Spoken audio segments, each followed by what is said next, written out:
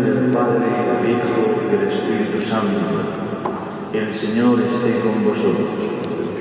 Bienvenidos todos a la celebración de la Eucaristía en la memoria de Santa Bárbara, Virgen y Mártir. Un saludo cordial al señor alcalde, miembro de la Corporación Municipal, presidente y a todos los componentes de la Orden de los Caballeros de Santa Bárbara y las Damas de Santa Bárbara también. Pues, como cada año, celebramos esta Eucaristía en honor de Santa Bárbara, patrona de la minería, y recordando pues, lo que fue la unión, pues, motivo de progreso, de bienestar para las familias, también de tanto sufrimiento, y por eso también pues, tenemos presentes hoy en nuestra Eucaristía a todas las difuntas, todas las personas difuntas relacionadas con la minería de la vida. Para participar en fruto y damos.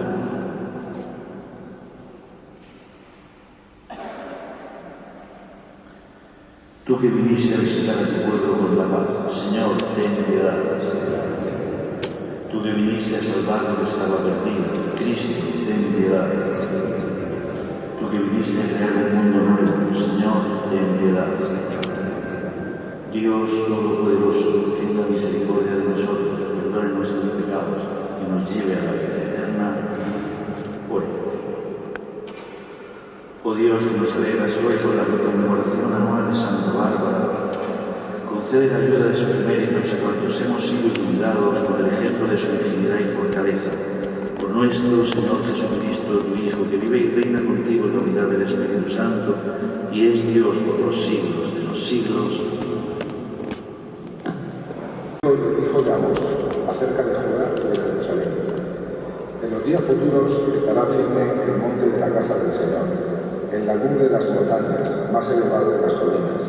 Hacia él confluirán todas las naciones, caminarán pueblos numerosos y dirán: venid, subamos al monte del Señor, a la casa del Dios de Jacob.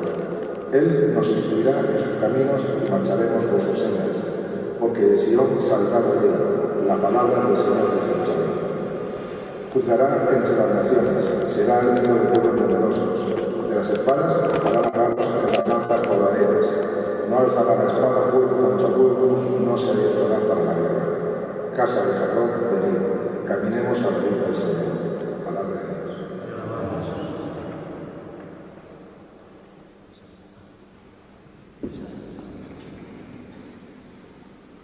Estamos responsabilidad. Vamos a ver a la casa del Señor. Qué alegría cuando dijeron: vamos a la casa del Señor. Ya están pensando en nuestros pies los umbrales del Señor. Vamos a ver a la casa del Señor. Jerusalén está fundada como ciudad también normal. Allá suben los cielos del Señor. Vamos a ver a la casa del Señor. Según la costumbre de Israel, la catedral del nombre del Señor. En ella están los tribunales de justicia, en el palacio de David. Vamos a ver a la casa del Señor. Desead la paz de Jerusalén, vivan seguros los que te aman, haya paz dentro de tus muros, seguridad en tus palacios. Vamos a ver a la casa del Señor. Por mis hermanos y compañeros voy a decir: la paz contigo. Por la casa del Señor nuestro Dios te deseo todo bien. Vamos a ver a la casa del Señor.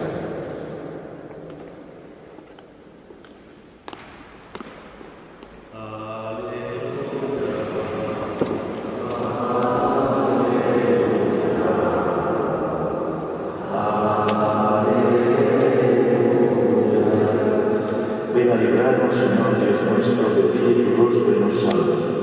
Aleluya, aleluya, aleluya.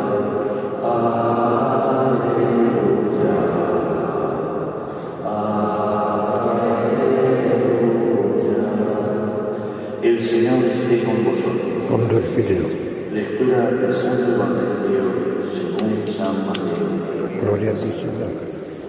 En aquel tiempo, al entrar Jesús en Cafarnaúm, un centurión se le acercó a rogarle: Señor, tengo en casa un criado que está en cama paralítico y sufre mucho.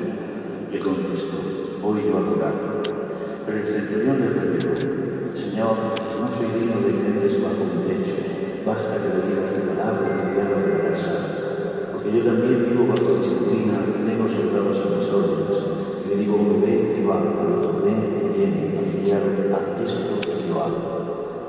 Al oírlo, Jesús quedó admirado y dijo a los que lo seguían: en verdad os digo que en Israel no he encontrado en nadie tanta fe. Os digo que vendrán muchos de oriente y occidente y se sentarán con Abraham, Isaac y Jacob en el reino de los cielos. Palabra del Señor. Estamos con él. Pues la muerte. Junto a esa mirada larga, este tiempo de Adviento, pues es un tiempo de preparación para la Navidad, para celebrar, conmemorar la primera venida del Señor en debilidad, humildemente. Lo más de marido que hay en un recién nacido, para que no tengamos miedo. ¿Qué es miedo a un recién nacido? Al contrario, se ha de acercar, se ha de tener mismos de cariño. Es así, Dios, con los brazos abiertos para cogernos todos. Esta mañana, la parroquia que tengo de Adviento se reza a las 6:30 para el aula, y cuando he visto el proclamado del Evangelio, me ha hecho pensar como en una frase que resume lo que estamos celebrando. La Iglesia este tiempo de Adviento dice el Señor: voy yo a curar. Pues a eso dice el Señor, a ese es este tiempo de Adviento, a curarnos. ¿Por qué? Porque todos tenemos la misma enfermedad, el egoísmo, vivir para nosotros mismos. Y estamos, este criado, la enfermedad que genera la parálisis, el egoísmo nos paraliza, nos impide dar un paso hacia Dios y hacia los demás.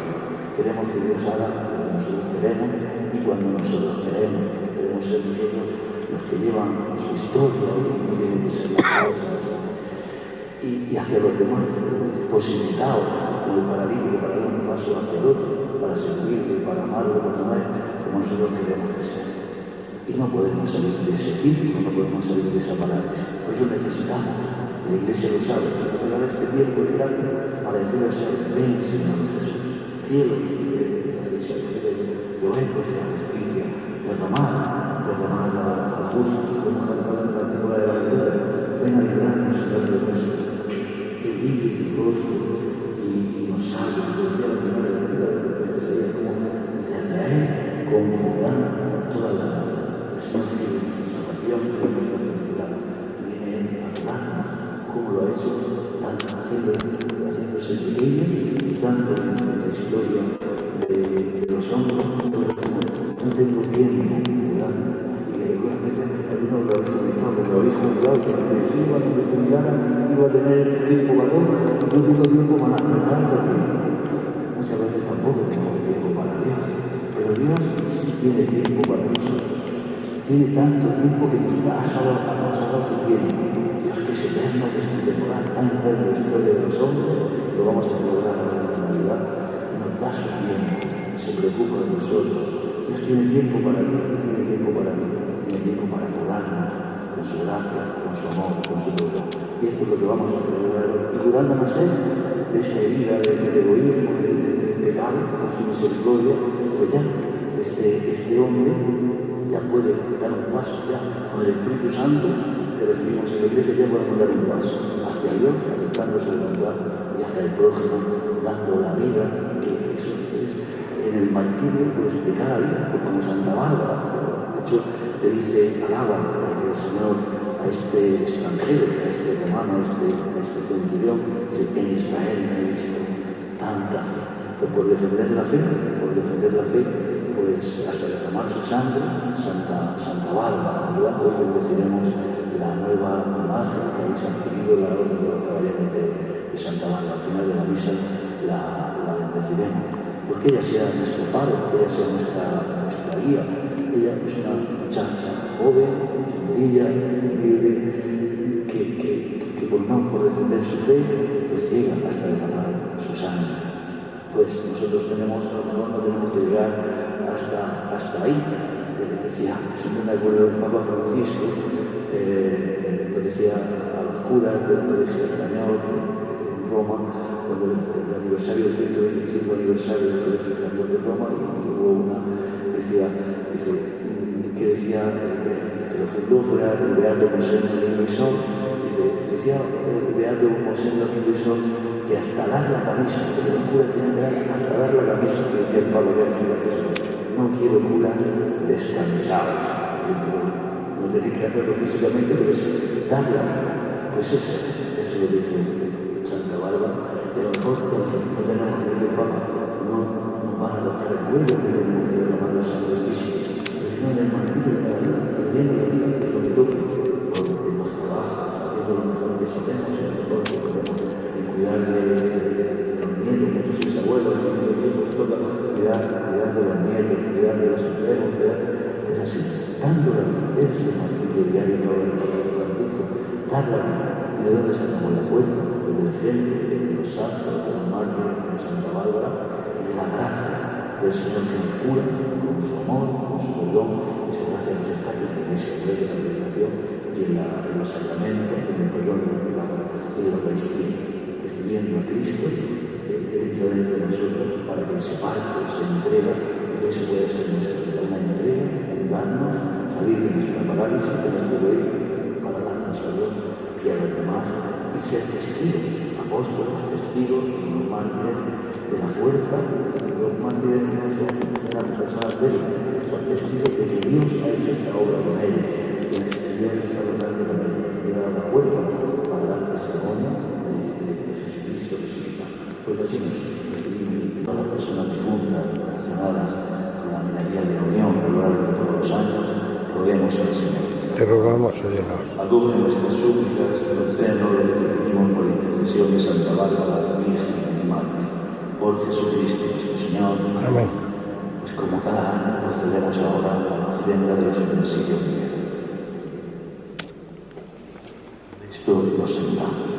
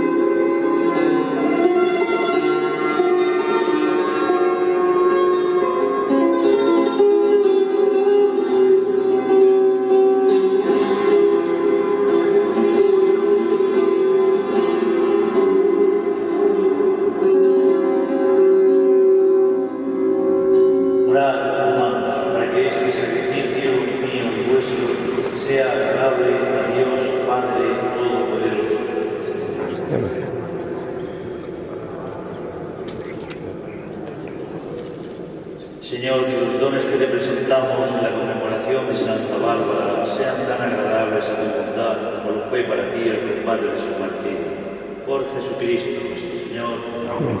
El Señor esté con vosotros. Con tu espíritu. Levantemos el corazón. Nos levantamos hacia el Señor, Demos gracias al Señor nuestro Dios. el justo y necesario.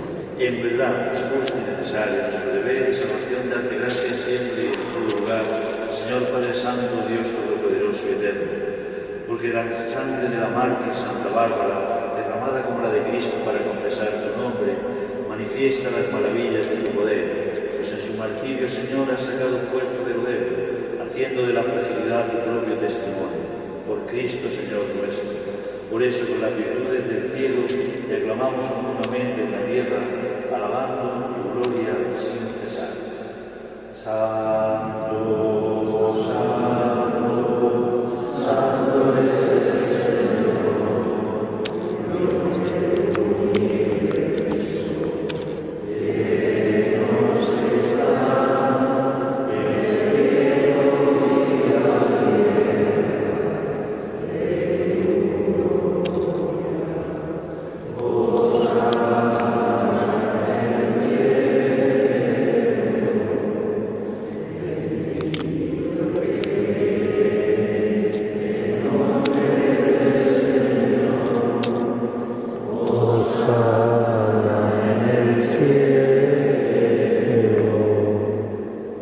Santo eres, verdad, Señor, fuente de toda santidad. Por eso te pedimos que santifiques estos dones con la efusión de tu Espíritu, de manera que se conviertan para nosotros en el cuerpo y la sangre de Jesucristo nuestro Señor, el cual, cuando iba a ser entregado a su pasión voluntariamente aceptada como pan, dándote gracias, lo partió y lo dio a sus discípulos diciendo: tomad, comed todos de él, porque este es mi cuerpo, que será entregado por vosotros.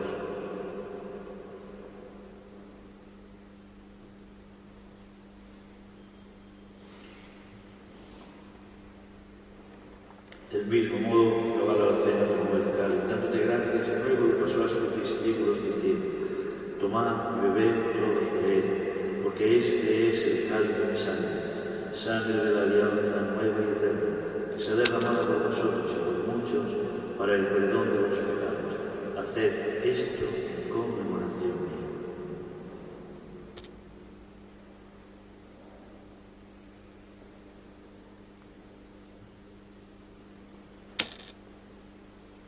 Este es el sacramento de nuestra fe. Anunciamos tu muerte, proclamamos tu resurrección. Ven, Señor Jesús. Así pues, Padre, para celebrar ahora el memorial de la muerte y resurrección de Cristo, te ofrecemos el pan de vida y el cáliz de salvación, y te damos gracias porque nos haces dignos de servirte en tu presencia. Te pedimos humildemente que el Espíritu Santo nos entregue en unidad a cuantos participamos del cuerpo y la sangre de Cristo. Acuérdate, Señor, de tu Iglesia extendida por toda la tierra, con el Papa Francisco, nuestro obispo José Manuel, y todos los pastores que cuidan de tu pueblo, llévala a su oración por la caridad. Acuérdate también de nuestros hermanos que durmieron en la esperanza de la resurrección, y de todos los que han muerto en tu misericordia, de todos los difuntos relacionados con la familia de la unión. Admítelos a contemplar la luz del rostro. Ten misericordia de todos nosotros, y así con María, la Virgen Madre de Dios, su esposo San José, los apóstoles y cuantos vivieron en tu amistad a través de los tiempos, merezcamos por tu Hijo Jesucristo compartir la vida eterna y cantar tus alabanzas. Por Cristo, con él y en él, y Dios Padre, por él, en la unidad del Espíritu Santo, todo honor, toda gloria por los siglos. Amén. Fieles a la recomendación del Señor, siguiendo su divina enseñanza, nos atrevemos a Padre nuestro que estás en el cielo, santificado sea tu nombre. Venga a nosotros tu reino. Hágase tu voluntad en la tierra como en el cielo. Danos hoy nuestro pan de cada día. Perdona nuestras ofensas, como también nosotros perdonamos a los que nos ofenden. No nos dejes caer en la tentación y líbranos del mal. líbranos de todos los males, Señor, y concédenos la paz en nuestros días, para que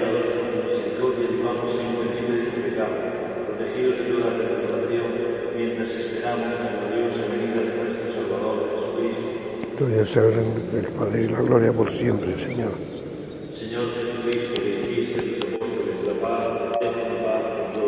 No tengas en cuenta nuestros pecados, sino la fe de la Iglesia. Conforme a tu palabra, concédele la paz y la vida. Tú que vives y reinas por los siglos de los siglos. Amén. La paz del Señor esté siempre con nosotros. Con tu espíritu. Daos eternamente la paz.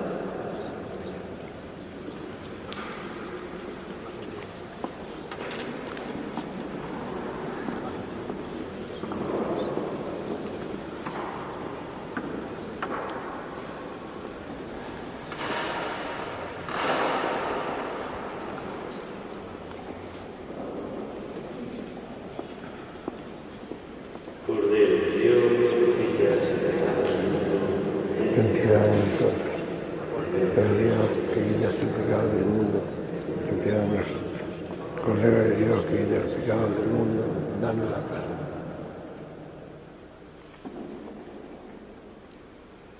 Este es el Cordero de Dios, que quita el pecado del mundo.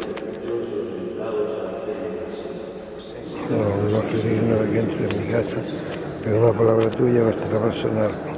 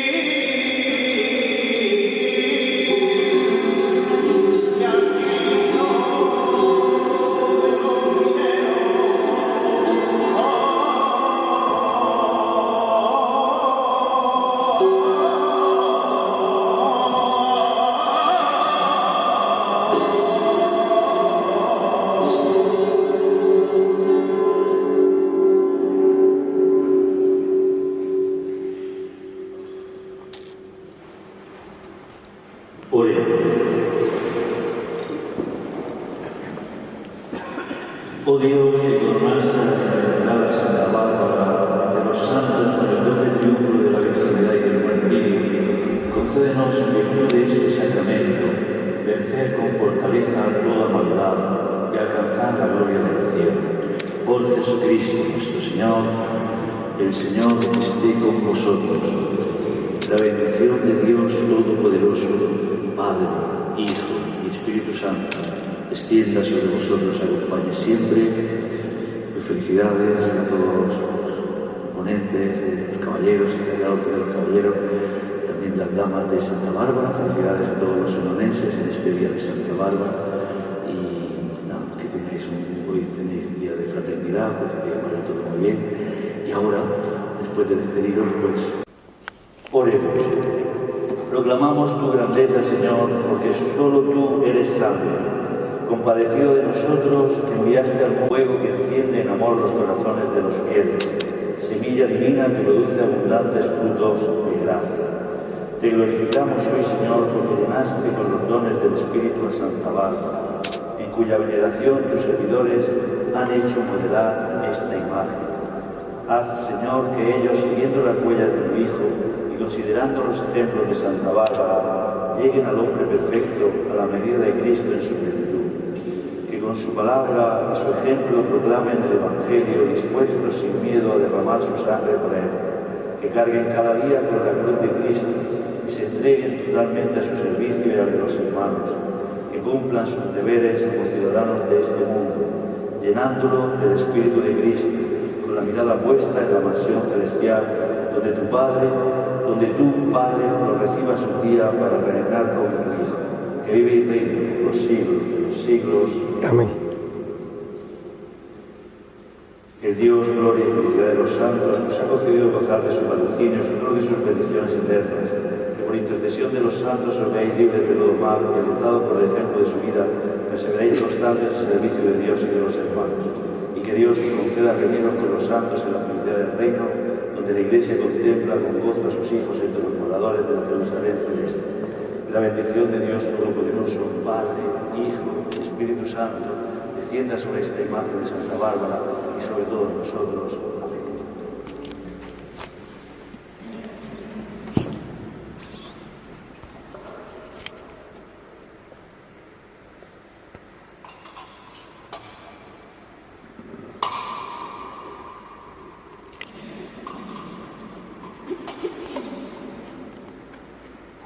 A las imágenes, igual que decimos el cuadro de la noche que van a la parroquia, no se les echa agua, cuando van con coche o alguna otra sustancia, sino que se inciensa. Una talla o un cuadro que se inciensa.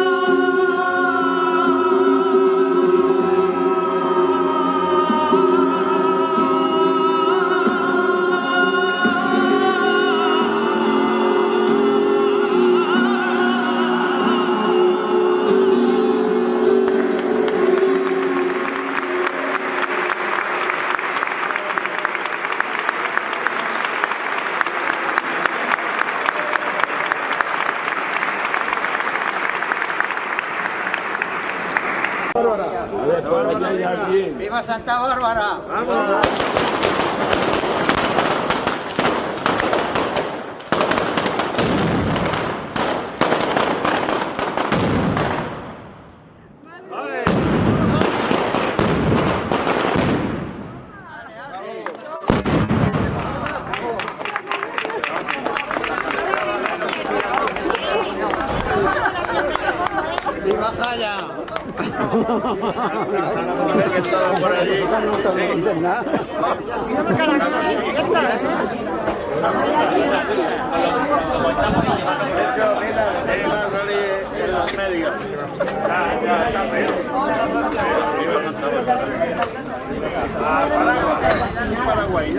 Vamos a aprovechar que no llueve. Vamos a aprovechar. Vamos a aprovechar que no llueve.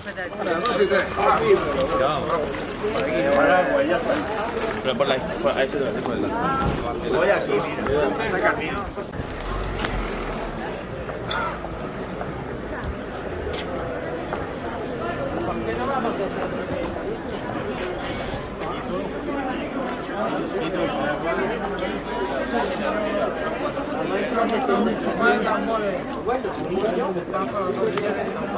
El año que viene. Venga, toca. Chicos.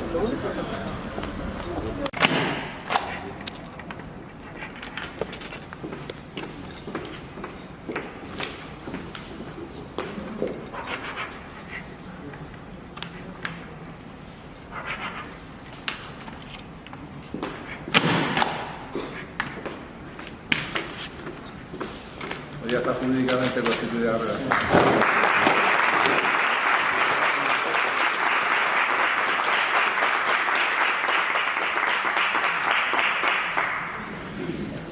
Vamos a proceder a llevar a cabo el acto cultural de la asociación, para lo cual este año contamos con un ponente de auténtico lujo. Voy a hacer su presentación. Andrés Hernández Martínez, de 61 años, casado y con 2 hijas, vecino de Cartagena. Resumir su amplísimo y dilatado currículum es cuestión harto compleja. Destacaremos que es técnico especialista en sistemas tácticos, SD radar, y operaciones como funcionario de carrera con 25 años de servicio en la Armada. Posee numerosas distinciones y nombramientos honoríficos por sus servicios en el Ejército. En el ámbito civil es técnico superior en sistemas integrados de gestión en calidad, medio ambiente y prevención en riesgos laborales, con una dilatada experiencia en la publicación sobre la cofradía de nuestro Padre Jesús resucitado de Cartagena, la resurrección, el inicio del camino de la gloria. Hoy nos va a impartir una conferencia titulada Pasión Española, más allá de las fronteras del tiempo, en la que viene a refutar con grandes argumentos la mal llamada leyenda negra española. Algo además que resulta muy oportuno en estos días en los que estamos asistiendo tristemente a un espectáculo denigrante contra la dignidad de España. Andrés, por favor.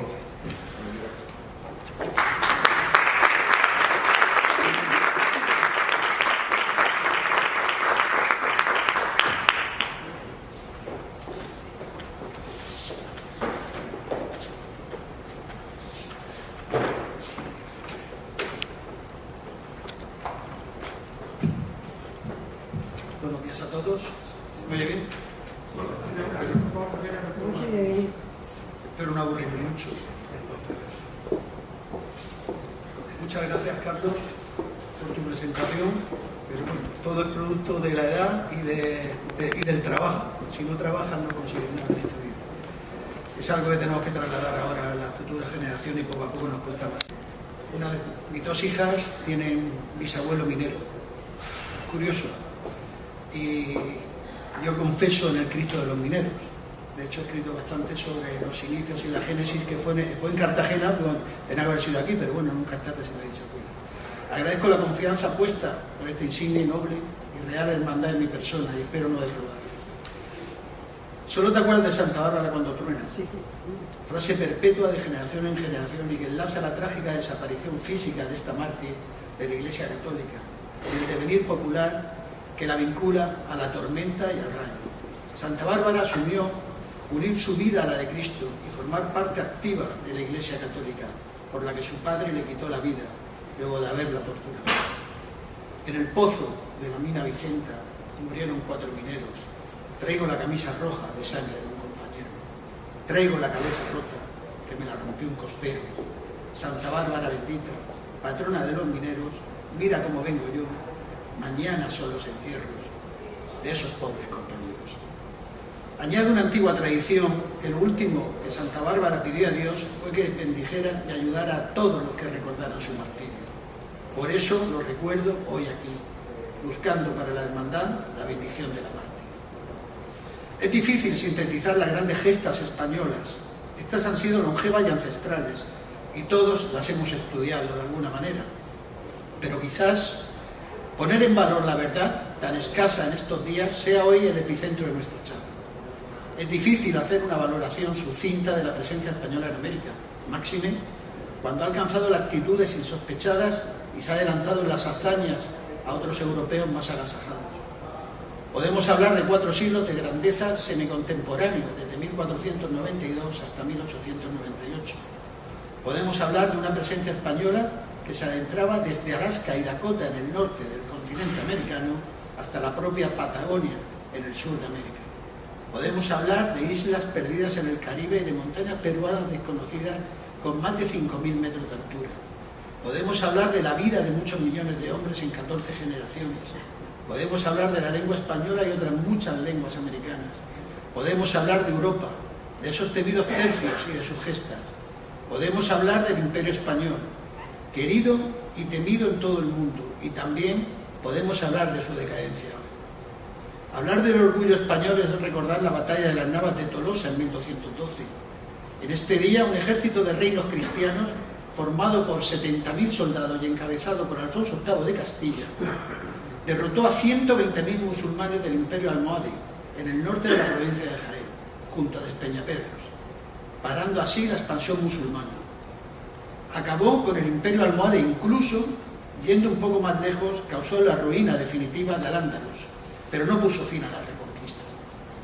Hablar de pasión española es recordar a la dama de Arintero, por aquellas disputas portuguesas en 1474. Juana de Arintero, una leonesa que se disfrazó de hombre para defender España de los portugueses. Decían: conocer de Arintero vuestra dama tan hermosa, pues que como caballero con su rey fue valerosa. Tras el descubrimiento de América, la mayor de las gestas del orgullo español y marino está en la primera circunnavegación al mundo de Magallanes del Cano, emblemas navales en 1519. La victoria en la batalla de Lepanto en 1571, de la cual luego hablaré, donde se hundió la grandeza del imperio turco-otomano y fue determinante para el mundo actual. La redención de cautivos, allá en 1580, ¿qué era? Pues las continuas capturas de rehenes cristianos desde el medievo hicieron que aparecieran en Castilla y en Andalucía una serie de perfiles especializados en la redención de aquellas personas cautivadas por los musulmanes, los alfaqueques, oficio dedicado a la redención y que se encontraba regulado por la propia legislación. Se referían o necesitaban 6 virtudes para desempeñar el oficio para su elección. Los monarcas además centralizaron las acciones de estos alfaqueques en la figura del alfaqueque mayor de Castilla, que estuvo activa desde su fundación hasta el siglo XIV, desde su fundación en el siglo XIV hasta el siglo XVIII. ¿Quién habla hoy de solidaridad y de ONGs?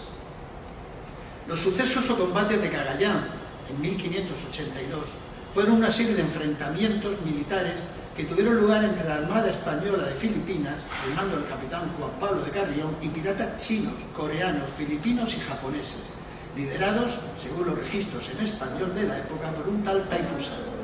Las batallas tuvieron lugar en las proximidades del río Cagayán, como respuesta a los saqueos piratas en las costas de Luzón.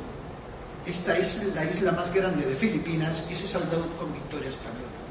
El orgullo de ser español es recordar el milagro de Emper durante los días 7 y 8 de diciembre de 1585. Allí fue la guerra de los 80 años en la que un tercio del ejército español, el tercio viejo de Zamora, comandado por el maestre de campo Francisco Arias de Bobadilla, se enfrentó y derrotó en condiciones muy adversas a una flota de 100 barcos de los Estados Generales de los Países Bajos, bajo mando del almirante Felipe de Hohenlohe. Esa noche se desató un viento completamente inusual e intensamente frío que heló las aguas del río Mosa. Un soldado del tercio, cavando una trinchera, tropezó con un objeto de madera y enterrado. Era una tabla flamenca con la imagen de la Virgen María, la Inmaculada. Anunciado el hallazgo, colocaron la imagen en un improvisado altar y el maestre Bobadilla, considerando el hecho como una señal de protección divina, ordenó a sus soldados luchar encomendándose a la Inmaculada. Los españoles, marchando sobre el hielo, atacaron por sorpresa a la escuadra enemiga al amanecer del día 8 de diciembre y obtuvieron una victoria tan completa que el almirante Hohenlohe llegó a decir: tal parece que Dios es español al lograr tan gran milagro. Aquel mismo día, entre vítores y aclamaciones, la Inmaculada Concepción es proclamada patrona de los tercios de Flandes y de Italia, y más tarde de la infantería española. Sin ninguna duda, resaltar la hazaña de Blas de Lezo, el español que humilló a los ingleses en Cartagena de Indias. Las heridas de guerra le hicieron perder un ojo, un brazo y una pierna, por lo que se ganó el apodo de medio hombre. Pero esta discapacidad no mermó en lo más mínimo su valor ni su habilidad como estratega. Su gran logro fue derrotar a la flota inglesa en 1741, voy cronológicamente con todo, en la defensa de Cartagena de Indias, a pesar de que los británicos tenían 15 veces más barcos que el español. Cuando falleció, a los 52 años, había participado en 1000 batallas, jamás perdió ninguno.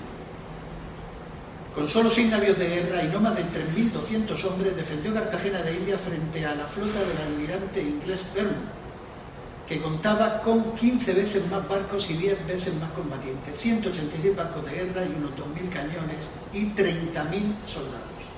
Tan seguros estaban los ingleses de que su victoria iba a ser aplastante, que Vernon envió a Londres un bote informando de la inminente toma de Cartagena, y llegaron a acuñar monedas conmemorativas con la leyenda del orgullo español, enviado por el almirante Vernon. Pero con ingenio, imaginación y estrategia, Blas de Lezo consiguió infligir a Inglaterra la mayor derrota naval de su historia, que aseguró el control marítimo español, abochornando al rey de Inglaterra, Jorge II. Retiró de la circulación todas las monedas conmemorativas y prohibió que esta batalla fuera incluida en las crónicas, más mercadeo propagandístico anglosajón. La carrera del Glorioso, 5 enfrentamientos navales que se libraron en 1747 durante la Guerra del Asiento del Caribe, entre los imperios británico y español, y en el marco de la Guerra de Sucesión Austriaca, que salpicaba la lejana Europa. Esta contienda fue entre el navío de línea de la Real Armada Española San Ignacio de Loyola, alias el Glorioso, y varios escuadrones de navíos y fragatas británicos que trataban de capturarlo sin éxito. Orgullo es que gracias a España y a Bernardo de Gálvez se contribuyó a la independencia de los Estados Unidos de América en 1776. La independencia habría sido imposible sin la ayuda española a las 13 colonias. No solo España proporcionó armas, municiones, prendas de vestir, tiendas de campaña, medicamentos y dinero a los rebeldes contra el dominio británico, sino que el malagueño Bernardo de Gálvez, gobernador de la provincia de Luisiana, emprendió una serie de audaces campañas contra los británicos a lo largo del curso bajo del río Mississippi y la Florida occidental. Gálvez conquistó Baton Rouge, Mobile y Pensacola, famosa y determinante batalla. El orgullo hoy perdido, internacional también en la medicina, se hace un incuestionable hueco. La expedición Balmis en 1803, donde, y les sonarán los nombres, fue dirigida por el médico español Francisco Javier Balmis, con la ayuda de su colega José Salvani y la enfermera Isabel Zendal. Lograron una proeza técnica increíble, mantener una vacuna activa durante viajes transoceánicos. Fue la primera expedición sanitaria de ámbito mundial que lo consiguió y fue española. Juan Martínez Díez, el empecinado, héroe de la Guerra de la Independencia Española, en la que participó como jefe de una de las guerrillas legendarias que derrotaron repetidas veces al ejército napoleónico. Su figura fue tratada por Benito Pérez Galdós en la novela Juan Martín el Empecinado y en parte de los episodios nacionales. ¿Qué decir de los últimos de Filipinas, en 1898? 337 días de asedio en Valera, la defensa de la última posición española en aquellas islas, durante casi un año. 54 soldados españoles resistieron el ataque de los tágalos desde el interior de una pequeña iglesia, hasta que, no pudiendo resistir más, decidieron rendirse, desfilando y recibiendo los honores de las tropas enemigas como verdaderos héroes. El orgullo de nuestro ADN se observa y enaltece en el siglo XX, por supuesto. La carga del laureado regimiento Alcántara en 1921 es una prueba tangible de ello. Lucharon y murieron como héroes. En un trágico 23 de julio de 1921, y al grito de ¡Viva España!, los 700 jinetes del Regimiento de Caballería Cazadores de Alcántara número 14 cargaron una decena de veces contra los rifeños ubicados en los alrededores de Melilla, con un único objetivo en la mente: proteger la retirada de los compañeros que llegaban desde el aniquilado campamento de Anual, que, de no ser así, por su heroicidad, 2000 combatientes españoles habrían sido asesinados a sangre fría por los hombres del líder local, Abdel al-Krim. ¿Qué decir de exasperar el submarino, del vuelo del Plus Ultra, de nuestros marinos, ingenieros y científicos? Otro dato que quiero recordar fue Garbo o Juan Pujol García, el espía español que engañó a Hitler en Normandía, y también a Ángel Sanz, el Ángel de Budapest, diplomático español que salvó la vida de 5.000 judíos húngaros durante el Holocausto, proporcionándoles pasaportes españoles. Orgullo y pasión de mi historia, de mi patria, de mi ciudad. Cada post, cada cita tendría horas de desarrollo y numerosas historias novelescas detrás. Vamos por partes. Permiso.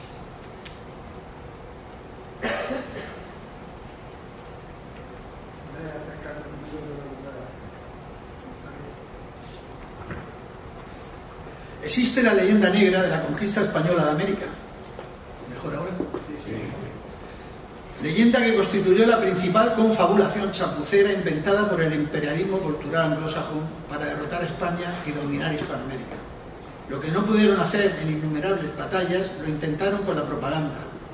Decía Vargas Llosa que contribuyó a la extensión y duración de la leyenda negra la indiferencia con la que el imperio español primero y sus intelectuales, escritores y artistas después, en vez de defenderse, en muchos casos hicieron suya la propia leyenda, avalando con excesos y fabricaciones, como parte de un fervor inaudito, una autocrítica que hacía de España un país intolerante, machista, lascivo y reñido con el espíritu científico de la libertad, nada más lejos de la realidad.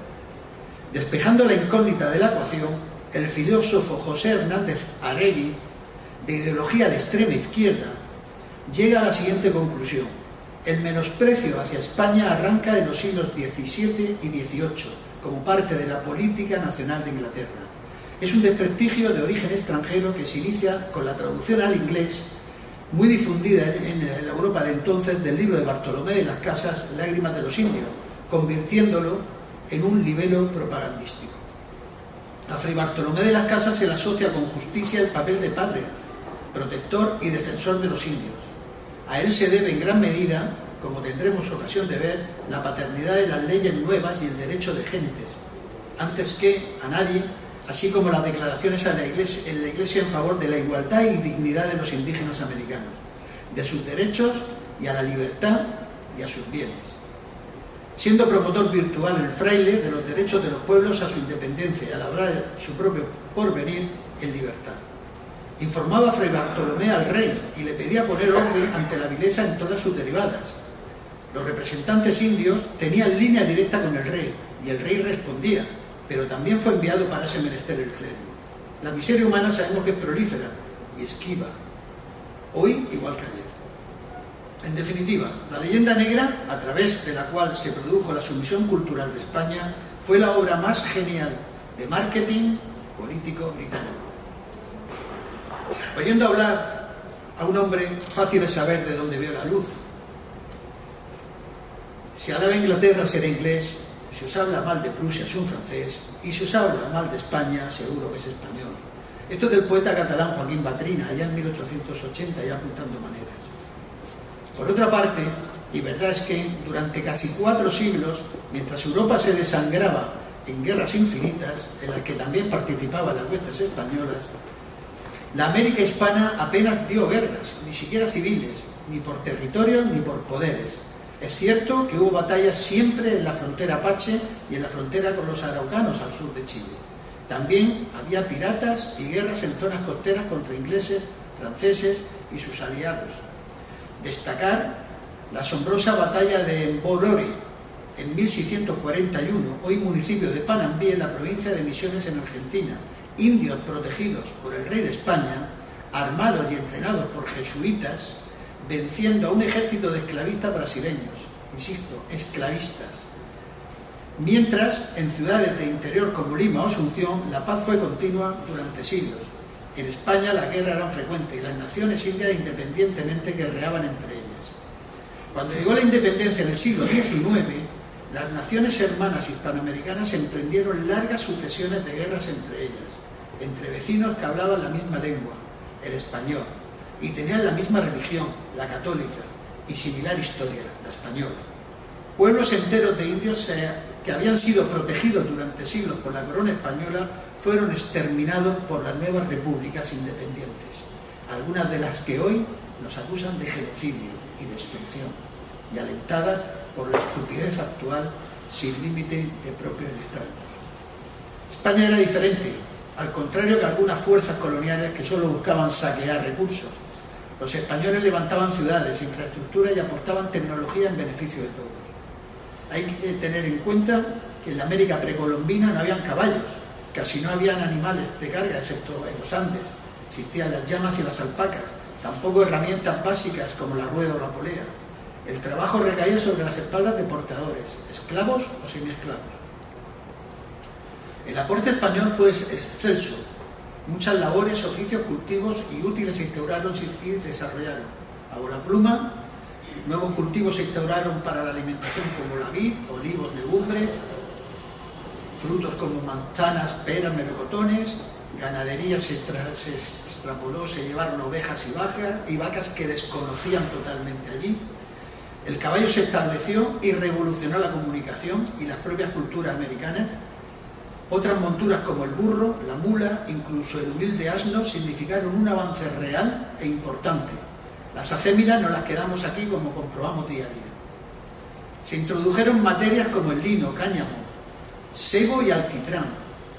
Se dieron soluciones mecánicas que lo cambiaban todo, como la rueda y la polea, la noria para regar y moler y el arado para sembrar, el hierro y la metalurgia toledana, de lo más moderno de Europa, las técnicas cerámicas valencianas para vajillas y azulejos, la pólvora, el papel y la imprenta, y sobre todo la escritura, desconocida por muchas culturas americanas.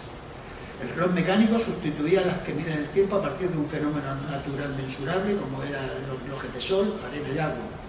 La navegación marítima y los instrumentos de esta, los astilleros y barcos, la cartografía que les descubrió el conocimiento geográfico de un mundo nuevo y enorme. Se trabajó en las colonias con técnicas modernas de minería, técnicas hidráulicas como embalses y acueductos, así como de regadíos. Es famoso hoy el sistema hidráulico del acueducto del Padre Tembleque, en México, que data del siglo XVI, hoy patrimonio de la humanidad. Hay que destacar la inclusión del sistema financiero, el dinero, la moneda, la banca, las letras de cambio, las sociedades mercantiles, el arte exportado, la pintura y la música, al estilo español, que dio origen a estilos propios hispanoamericanos. La ingeniería civil extrapolada, las culturas precolombinas desconocían el arco, solo tenían puentes de cuerda. Los españoles llenaron América de puentes, carreteras, calzadas y canales. De hecho, destaco el camino real de México a Santa Fe, de 2.500 kilómetros, que también es patrimonio de la humanidad. El intercambio comercial entre productos y culturas americanas y su desarrollo mundial fue determinante. Unos tenían maíz, otros cultivaban cacao, tabaco, pero fue solo el comercio hispánico el que hizo que estos productos americanos se extendieran de forma eficaz. Si hay algo que destacar, es que los españoles aportaron a América el desarrollo urbano planificado, desarrollo que originó ciudades hoy patrimonio de la humanidad, como son Potosí y Sucre en Bolivia, Cartagena de India y el centro histórico de Santa Cruz de Mompox en Colombia, la ciudad vieja de La Habana y sus fortificaciones, Trinidad, el centro histórico de Cienfuegos o el centro histórico de Camagüey en Cuba, el viejo San Juan en Puerto Rico, centros históricos de Quito y Cuenca en Ecuador, centros históricos de México capital, Oaxaca, Puebla, San Miguel de Allende, Guanajuato, Morelia, Zacatecas y Campeche en México, el distrito histórico de Panamá, los centros históricos de Cuzco, Lima y Arequipa en Perú, la antigua Guatemala en Guatemala, Coro en Venezuela y otras muchas ciudades coloniales construidas por los españoles y otras que hoy son candidatas para figurar en la lista de la UNESCO, como Salta en Argentina o Villa de Leyva en Colombia, entre otros muchos. El desarrollo cívico y sociosanitario se extendió también a y por América. España llenó de hospitales América, y es una verdad histórica ajena a demagogos progres tan protagonistas hoy en la historia inventada. En ellos se curaban blancos y negros, indios y mulatos, hoy diría que de izquierdas y de derechas, católicos y musulmanes, composibles y pobres, haciendo protohistoria ya en 1503, solo 11 años después del descubrimiento. Isabel la Católica prescribe al gobernador de Cuba, Nicolás de Obando y Cáceres, que haga, y abro comillas, en las poblaciones donde él viera que fuera más necesario casa para hospitales en que se acojan y curen los pobres, así de los cristianos como de los indios. Y cierro comillas. En 1509, en la isla de la Española, hoy Haití, ya funcionaban los hospitales de San Nicolás de Bari, de San Buenaventura y de la Concepción de la Vega. Y en Nueva España, hoy México, en Guatemala, Honduras, Nicaragua, El Salvador, Belice, Costa Rica, así, Hernán Cortés, en 1521 fundó y financió la construcción del hoy llamado Hospital de Jesús, que todavía está en pie y funcionando en México. Después los españoles construyeron en ese mismo virreinato los hospitales de San Lázaro, dedicado a los leprosos, de San Juan de Letrán, el Hospital Real de Nuestra Señora del Rosario, el de la Caridad del Nombre de Dios, el de Santa Veracruz, el de Nuestra Señora de Montserrat, el del Nombre de Jesús, San Bartolomé, San Juan de Dios y otros muchos. Donde se fundaban ciudades y monasterios, aparecían hospitales. Las universidades y sin discriminación de raza. En las colonias inglesas, en Norteamérica, la primera universidad fue la Universidad de Harvard, que se fundó en 1636, y la segunda la de Pensilvania en 1765, como escuela médica. Las nombro como apunte segregacionista, ya que estas eran extremadamente selectivas y casi sectarias. Antes de que se fundara Harvard en 1636, la América hispana ya contaba con 13 universidades, citas en Santo Domingo en la Española, en Lima, en Perú, en México, en Santiago, también en la Española, en Bogotá, en Colombia, en Quito, la Pontificia de Lima, Córdoba en Argentina, Santiago de Chile y San Miguel en Chile, la Pontificia Jesuita de Bogotá, también esta se hizo en 1621, la Jesuita de Quito un año después y la de Sucre en Bolivia en 1624. A las universidades y a los distintos tipos de colegios de estudios superiores podían acudir indios. A la de México, ya en el siglo XVII, acudían incluso filipinos considerados indios japoneses libres vasallos de su majestad. Posteriormente contaban 134 indios realizando estudios superiores en México, repartidos en el seminario, en los 7 colegios universitarios de Puebla, en los 13 secundarios de Oaxaca y en la Universidad de México. Además, una ordenanza en México, en 1697, ordenaba que una cuarta parte de las becas para estudiantes, he dicho becas, se dedicase a indios de caciques, que sepan lengua méxica y otomí. Muchos indios de familia noble estudiaban en los seminarios, no para ser sacerdotes, sí para ser líderes locales, alcaldes, y funcionarios de diverso grado en sus regiones. Incluso llegará a haber colegios para señoritas indias, como el Real Colegio de Indias, doncellas de Nuestra Señora de Guadalupe, en México. Su patrocinadora, la india noble Ana Ventura Gómez. Universidades, hospitales y también colegios entran en el catálogo de las fundaciones españolas en América. En su momento, la biblioteca del Colegio San Pablo de Lima estuvo dotada con 4.000 libros, mientras que en ese momento Harvard solo tenía 400. Y es que 100 años antes de que hubiera una imprenta en América anglosajona, en México ya se imprimían libros. ¿Qué sentido tiene? ¿Por qué esa potencia española que va a matar, a esquilmar y a robar toma el quechua de los incas y el nahual de los aztecas y les enseña a ambos su propia gramática? 15 años antes de que existiese la gramática inglesa, los sacerdotes españoles ya habían creado la gramática nahuatl. ¿Por qué? Más mentiras.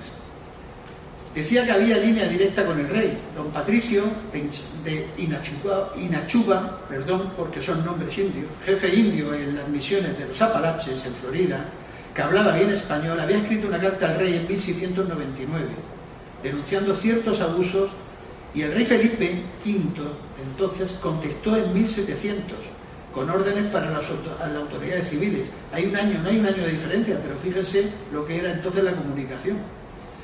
Le respondió con órdenes para las autoridades civiles diciendo que deseo grandemente que estos pobres caciques y nativos sean bien tratados y que los ayudéis, protejáis y defendáis, como es vuestro deber y ordenado en repetidas cédulas.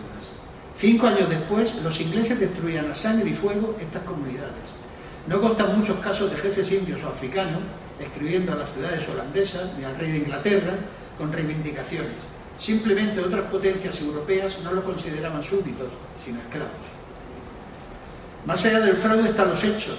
Vasco de Quiroga en Michoacán, con sus pueblos hospitales, los jesuitas con sus misiones en el Paraguay, los asentamientos de indígenas guaraníes que promovieron los padres de la Compañía de Jesús, con el deseo de salvaguardar la identidad como personas y como vasallos de la corona española, no como esclavos. Los franciscanos con sus misiones de California y en los Apalaches, inspirados por la literatura utópica del siglo XVI.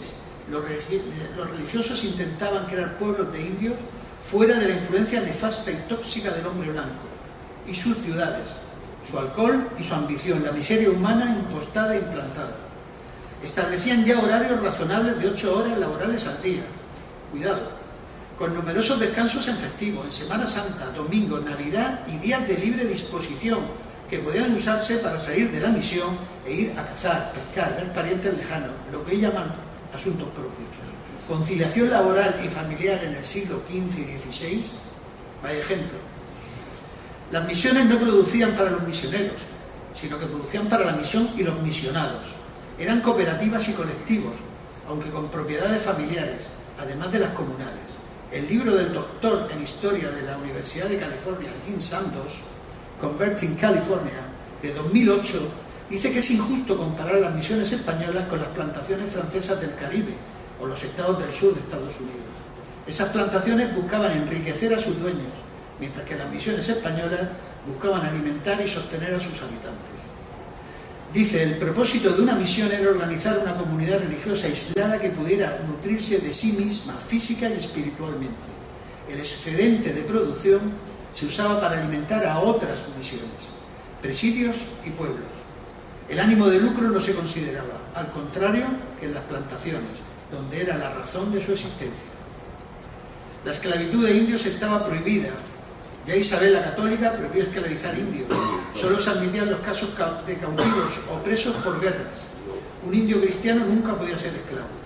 Se daban casos de barcos españoles que atrapaban barcos franceses en la guerra con indios esclavos de los franceses y debían de ponerlos en libertad inmediatamente. A veces, comerciantes sin escrúpulos raptaban indios para hacerlos trabajar como esclavos. Cuando las autoridades se enteraban, los castigaban y liberaban a los indios.